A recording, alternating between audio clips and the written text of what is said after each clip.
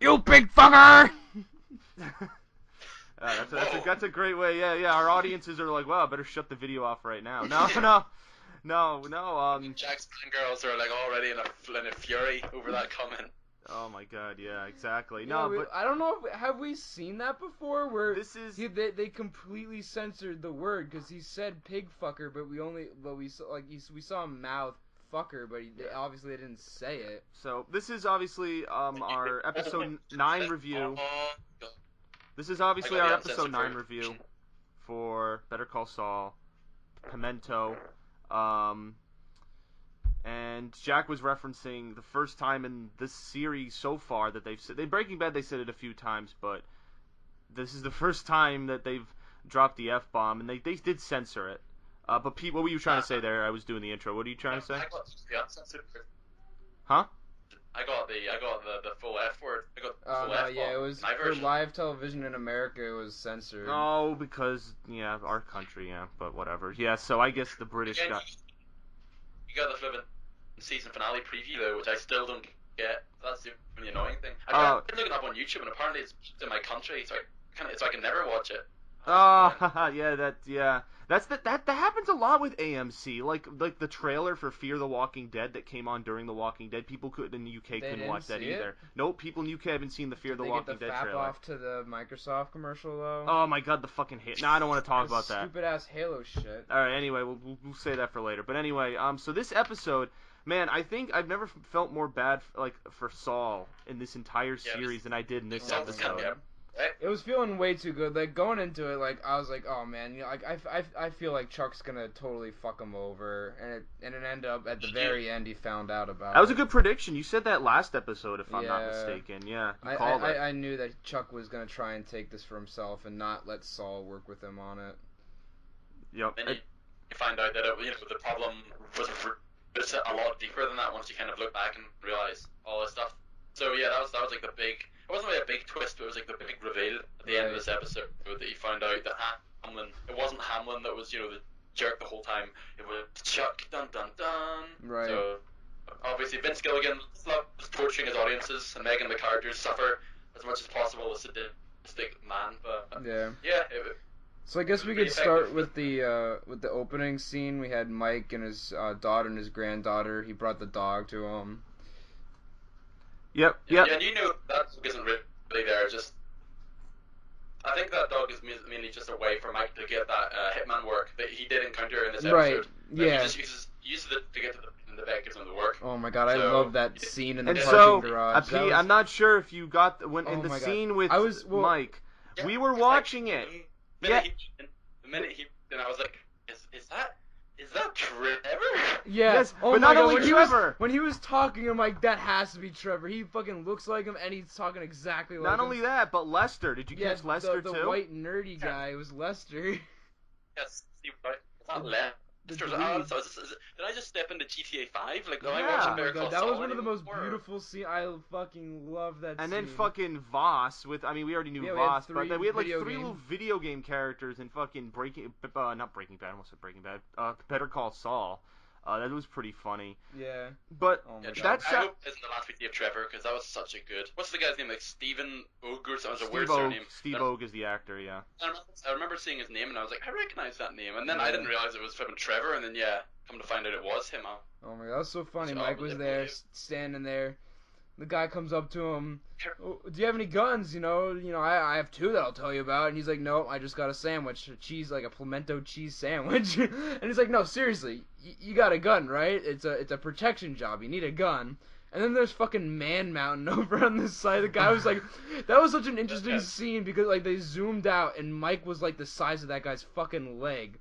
That guy was massive. It's like, alright, you're gonna need a gun, so you might as well just try and take one from me. And of course, Mike, being an ex-cop and a badass, fucking destroys him. And he's on the ground, he's taking out all of his fucking guns. He's got this like 50 cal Desert Eagle pistols, like all these guns, and he looks over to Man Mountain and he just looks at him and runs away like a big pussy. He's like, I was like, you hurt Man Mountain's feelings. We were laughing so hard when that freaking You hurt Man Mountain's friend. Man Mountain's sad now. Oh my god. Whenever he like started taking away all Trevor's guns, I just imagined like the weapon wheel from GTA 5. I know. And, It's like how many fucking guns does Yeah, this he guy got have? busted. He got busted. He was an ex-cop. He got busted.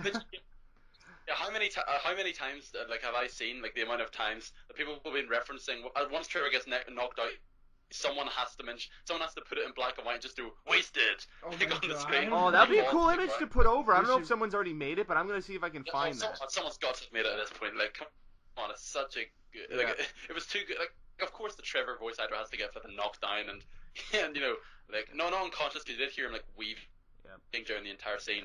And then, luckily for Mike, after all that stuff, it wasn't just for comic relief. It was because Mike now gets the full money, and then has basically he has a really meaningful conversation with what's the guy's name, like Price.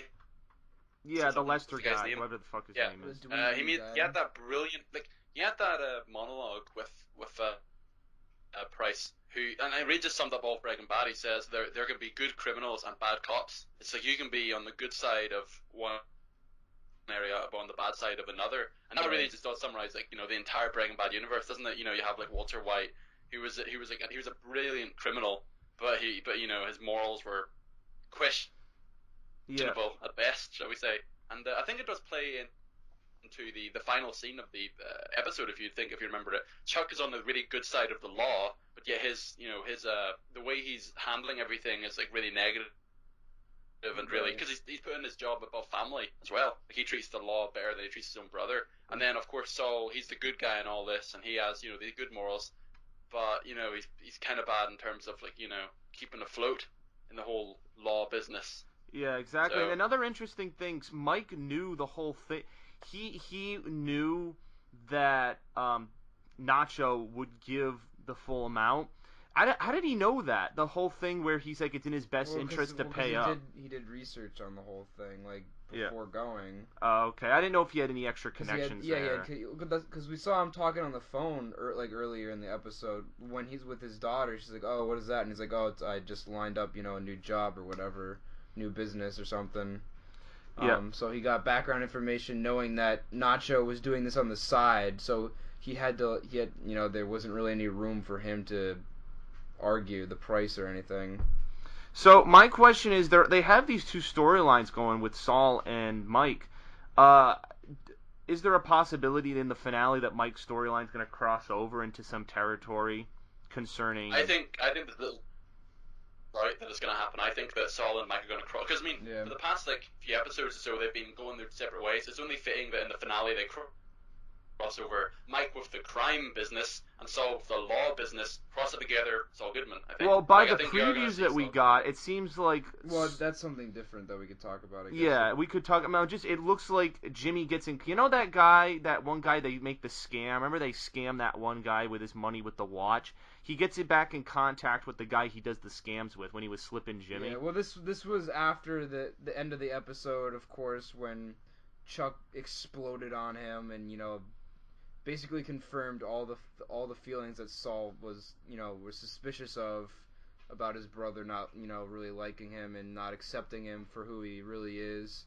And at the end of the episode, we're seeing the previews where he leaves he gets all disgruntled and he leaves the bingo hall, and it seems like he might be done with the whole elder care thing, and it looks like he's turning back to the criminal side of business. The petty crime, at least. Yeah. Do you think this will?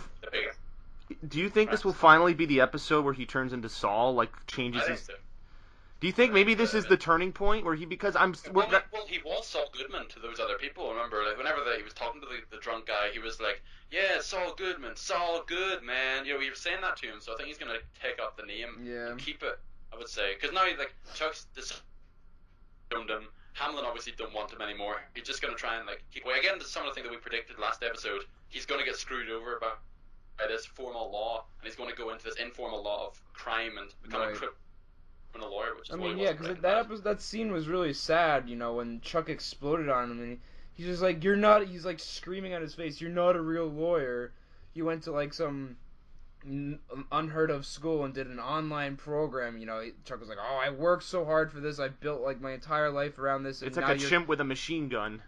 yeah, you with a law degree is like a chimp with a machine gun. Like you didn't work for this, and now you're just slipping in here and like riding the coattails of my success. It's like it was just so awful to hear, like for Saul to hear that coming straight from his brother.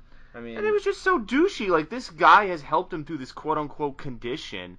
And, like, I don't understand, because Chuck obviously sees the dedication that his brother has put into his practice. He's just not willing to accept that his brother finally made his way in life. Like, he's not willing to accept that they're on almost equal terms, because he's used to bailing him out of jail and, failing and all this stuff, and he just can't live with the fact that he might share office space with his brother. Like, I think it goes further. I think Chuck might get jealous that Jimmy might become better than right. him I mean, at the job, because we've seen that interrogation scene with Jimmy and the law people they took to court. Jimmy shone in that scene, and he was doing really well.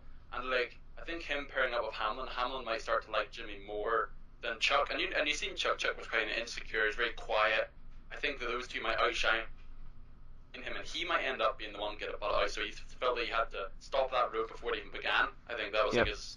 Now, here's an interesting thing I wanted to bring up. Because this series takes place before, during, and after, do you think there will be any plot after Breaking Bad where Saul has any interactions with any of the characters, like his brother or Hamlin? Or do you think that's a possibility? That's the interesting thing, because we don't know anything about them according to the Breaking Bad universe. We don't know if they die. They just drop off a cliff. I mean, I guess the assumption we can make is that Saul does just completely split away from them, and then he goes into this, improper criminal law kind of stuff, that we don't really have any real connection with them. Yep. I wonder if there's any Hamlin references in Breaking Bad. I don't know. Are they even pertinent? Did their whole company collapse by something in this series? Maybe who knows? Maybe they take on a big case, maybe it's this case that he's giving them, because a big case like that can bankrupt a law firm. If it's a $20 million case, it's if they lose it, they're done. What that reminds me of, actually? If you remember, Saul is going to take the deal. Because in the episode, Hamlin does say, "We'll give you $20,000." He's probably going to raise that now that Jimmy knows all this stuff, and now that Hamlin knows that. I mean, I don't think maybe some people might. Why would Jimmy take the deal if he knows this was all a setup? He's probably not going to take it and just say fuck the. Yeah, but he's not going to take on the case. So what's he going to do with the case? He's not just going to drop it. He might as well sell it to Hamlin. Right. Who Hamlin, in my eyes, didn't really do that wrong, because he was just under the command of Chuck to just deny Jimmy all opportunities to work there. At least that's how I viewed it. He's probably just going to give the deal over, take the money, and that's probably how he's going to be able to start it up. It would be interesting to know what Hamlin said to Kim. I have a suspicion that he told her that Chuck was forcing him to do this, because there's really nothing that would make Kim go against Saul at this point, because she doesn't really like Hamlin. I think that would be the only reason that would make her go to Saul and tell him to take the deal, is if Hamlin told her that it was Chuck all along. I think that's the only thing that it could be. Yeah. Because Saul exploded on her, because he's like, oh, we'll drink, we'll have all this, and we'll have fun, fuck Hamlin. And she's like, no, take the deal. And he just flips out, how do you have the gall to come here and peddle that shit on me? So, I feel like that must have been what happened. Yeah, I just, I feel like everyone's turning against him, and it just kind of sucks, because this guy has put so much dedication into what he's done, and it was just wow, the final blow is for the person you were working the closest with to actually do that. Is just kind of the worst thing. But now Saul's done. He pretty much left his brother on his own. He's not helping him anymore. So yeah. Good on him as well. So now this is very interesting for the finale. What's Saul going to do? Now it's a clean slate. Last episode, we had all these predictions as to where it could go now that Chuck was working again, and now it's just is Saul going to go straight to the criminal business? Is he going to flip flop between it? What's going to happen with Mike's whole reel? Are they going to cross over like what Chris said? Oh, so many questions that you could ask about the final episode. Exactly. Yeah, I don't know, because it seemed like the beginning of this episode was Saul arguing with the guy from that the nursing home, that in court. Remember about the restraining order, and that's what Yeah. their goal was. And now at the end, like it was a complete 180. It was kind of weird how that whole And thing no one cares played about out. the The case thing anymore. is, I'm thinking about it now, and Chuck's plan was even more sadistic than I even originally thought. Because originally, all Saul wanted to do was make $1 million or $2 off this thing, and they would have been able to do that because the douchebag lawyers for the elder care were willing to write a check. You know, originally they're like $100,000, but they're like after Saul pulled out their big guns, they were willing to rewrite a check for a more amount. But then Chuck was like, no, $20 million. Oh my. But knowing point. this, Great point. he knew that this law firm would throw all this paperwork at him, and that he would have to take it back to HHM. All along, Chuck was planning on bringing this back to. So like, I'm just thinking like, oh my god, it's like even more. He set this up. It was almost like a fucking. Yeah, because Chuck was the one that said $20 million, and if he didn't say $20 million, they could have got a check written that day. But Chuck was the one who brought it, who forced it to court, and forced all this paperwork that they can't handle with two people. So then they had to bring it to HHM, which leads to Chuck coming back to HHM. It's just this whole fucking conspiracy. Wow, now it's almost like you hate him more than Hamlin, because the whole time. Look back, times he did scream over, like, what subtle things did he do? Mm-hmm. With this new mindset. I don't know. Yeah, that's terrible. I don't know. I feel like there's gonna be some comeuppance for him or Hamlin. I feel like in some way there's gonna be some comeuppance. Yeah. I also want to bring up another interesting thing. They had an article where Giancarlo Esposito, who plays Gustavo, has come out and said that he said to Vince Gilligan that he really, really wants to come back, and that that he had like a talk about with Vince Gilligan about it. So I don't know if he's teasing it or if it'll happen because yeah, that was my prediction in the last episode, that we will see like Gus or someone come back. Gus said in a joking way, he said to Vince impingement. Gilligan, he's like, if you don't let me on the show, I will kill your wife. I will kill your daughter. He said it in a joking way. He's like, yeah, I think I still stand by that prediction. I think that at the very end of the season, they're probably going to reveal one more Breaking Bad character, and I think most likely it's all pointing towards Gus, because I think Mike at some point in his big career thing will get to see, like, we'll meet Gus, like, and I think it might happen next episode. I mean, if not in the finale, then I definitely think in season 2 they're gonna start bringing in new, like, the characters. So yeah, that's what Vince Gilligan said, and so I guess Saul knows him, because I remember in Breaking Bad where he says to Walt, he's like, I know a guy who knows a guy, like, so he must know about Gus in some way. I mean, Mike wouldn't willingly tell him that, so I'm thinking there's something that happens there, you know. Maybe he gets involved with some drug stuff representing and tries to get money. I don't know. So I was thinking maybe the vet might be like, you know, Mike, you're so effective with these jobs. I heard about you taking down Trevor in the garage and you single-handedly dealing. You know, I've got a guy, or I know a guy who is really good at what he does, and I think he'll really benefit from you. That's when he meets Gus, and Gus obviously being really good at what he does. You know, Walter, if you remember Breaking Bad, Walter was like, the Gus, the black guy, the cashier, he's not the meth kingpin, no way. And then you find out it is him. I think him meeting Mike, who's equally apt to do. Yeah, like his at the end job. of the episode, we see Saul go to Los Pollos Hermanos, and you just see Gus behind the counter and like or something. That'd be so funny because the audience knows obviously, but that'd be fucking hilarious. So a lot of speculation, obviously. In terms of scores, what would you guys give this episode as like a? I give it a. Let's see here. I'm between a 9 and a 9.5. I think I'm gonna go a solid 9 on this one. It was good. A big twist. I didn't expect it, and it kind of, again, I was expecting a lot of things from this episode. It took me down a path that I didn't think they would, but it worked out, and I was surprised, and it leaves a lot of questions open now, and it kind of changes the atmosphere of where you were at with these characters, and I thought it was great, and it's introducing other storylines with Mike, and obviously that opens up how that's gonna play in. So those are all my reasons for it. Yeah, I think this might be the first time I'm ever going to have a score higher than you. I'm going 9.5 for this episode. I really enjoyed it. Oh, wow. I can't believe it. Yeah, I don't know, just a lot of stuff really came together. That big twist put a lot of perspective into everything. So, you got a bit more of character building from Saul. You understand now that Saul won't just sit down and take it. He's going to actually fight back, even though the odds are really stacked against him. I think it was a really well made episode. Plus the whole Mike situation was brilliant. And seeing Trevor getting knocked out was always, not knocked out, but him being gassed. That was excellent as well, seeing. So Yeah, 9.5. I give this one a 9.5 too. I really enjoyed it. I think I gave last week's a 9, so I really enjoyed this one. A 9.5 for me. Yeah, it's so good episode all around, and yeah, it was again a big twist as I mentioned. Yeah. And next week this will be the finale, so you'll Is get. it a What do you think will be regular like the final thing that will happen runtime? in the finale? That's something. Do you Yeah, think they'll just go 10. back to the after Breaking Bad shot? You know the way you have the black and white Saul. Do you Oh think yeah, we're gonna because we see haven't that in the seen finale? that. That was from the first That's the first episode, episode. so maybe we It'd be kind of might. interesting if it like bookended. We might. We'll get yeah. a future. We'll get a scene from the futures. We only had Yeah. one scene from the future so far, so. What I think is we're either going to see a Breaking Bad character return, or we're going to see something insane happen in the post Breaking Bad thing. Like maybe Saul opens his door after, like Saul's still sitting there, watching his adverts. The door knocks, he opens it, and it's like some crazy character. It's And Jesse. that's- Jesse comes back after the whole Yeah, you showdown. never know. That's a perfectly viable thing. And then obviously do the Vince Gilligan special. Something insane happens, and then just cuts to black. Executive producers Vince Gilligan. Oh my You're god. cool. It's like, come on, Vince, you suck.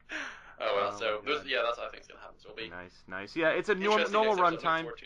Normal runtime. It's only an hour. It's just regular episode. And it's at 10. So for us at least. But yeah. So this will be the last one. I don't know when Better Call Saul starts up with season 2, but I'll look into that, and we'll let you guys know because yeah, we enjoy doing these and they're pretty fun. So all right, thanks for watching, guys. Adios, and put pimento on your sandwiches next time.